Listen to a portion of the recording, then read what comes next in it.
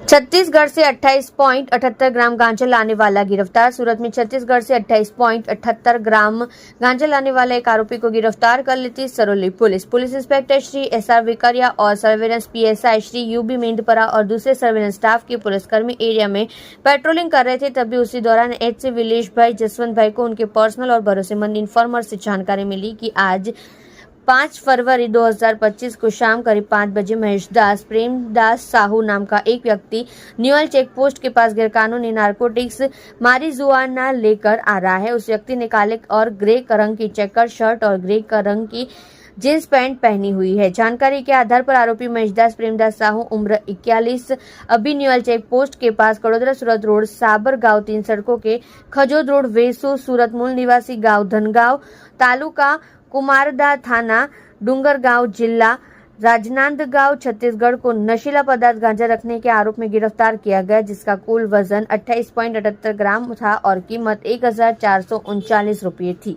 साथ ही गांजे को उपरोक्त मात्रा भी बरामद की गई और एक अज्ञात व्यक्ति जिसका पूरा नाम और पता नहीं है उसे वांटेड घोषित किया गया है और कानूनी कार्यवाही की गई है।